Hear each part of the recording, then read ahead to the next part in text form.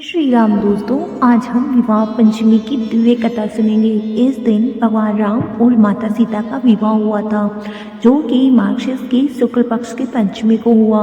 आइए हम इसकी सुंदर सी कहानी सुनते हैं। एक बार राजा जनक जब हल चलाते हुए धरती में बुआई करने का अनुष्ठान कर रहे थे, तभी भूमि से एक दिव्य कन्या प्रकट हुई। वह सीता थी, जो कि धरती की कोख से पैदा हुई थी।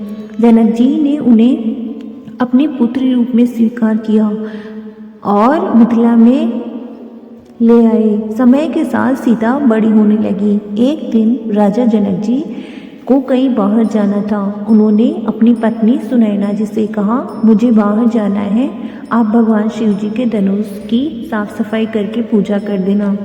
वहीं ये बात सीता माता भी सुन रही थी। सुनैना जी अपने काम में व्यस्त हो गई। शिव धनुष की पूजा करना भूल गई। सीता को सब याद था।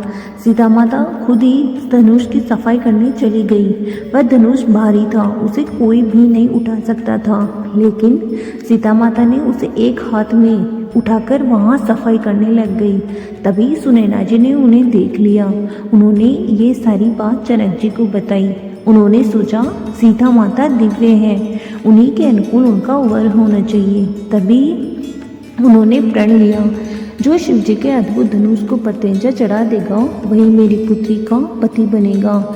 जब सीता माता विवाह की योग्य हो गई, तब धनुष यज्ञ हुआ, जिससे सब देवता, राक्षस, गंधर्व शामिल हुए। अनेक राजा आए, प्रयास किए, लेकिन धनुष की धाक के आगे सब नतमस्तक हो गए। और तभी ऋषि विश्वामित्र जी के साथ अयोध्या के युवराज राम और उनके भाई लक्ष्मण धनुष यज्ञ में आए।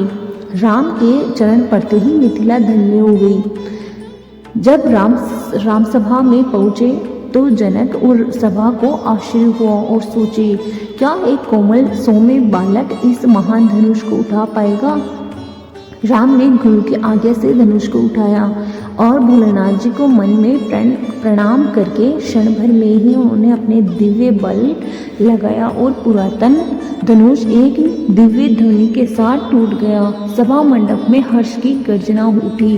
जय श्री राम, जय श्री राम।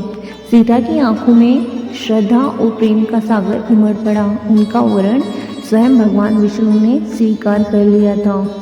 विवाह के दिन स्वर्ग से देवता उतरे, अप्सराएं गान करने लगी, गंधर्वों के सुर लहरियां बहने लगी। जनक जी ने सीता का राम के हाथ में रखते हुए कहा, ये मेरी पुत्री सीता है, आपके सभी धर्म कर्म में साथ निभाने वाली है। राम ने सीता का हाथ सम्मान पूर्वक स्वीकार किया। अयोध्या और मिथिला दोनों नगरी आलोकित हो उठी और उस दिन सिर्फ केवल राम सीता का विवाह नहीं हुआ, बल्कि जनक जी की पुत्री मांडवी का विवाह कैकेयी पुत्र भरत जी के साथ हुआ और सुमित्रा पुत्र लक्ष्मण का जनक जी के छोटे भाई की बेटी उर्मिला के साथ विवाह हुआ। सुमित्रा पुत्र शत्रुघ्न का विवाह जनक जी के छोटे भाई की बेटी श्रुतिकीर्ति से संपन्न हुआ। और इन चारों दिव्य युगलों के विवाह पंचमी को संपन्न हुए। तो दोस्तों, ये थी हमारी बहुत प्यारी सी कहानी।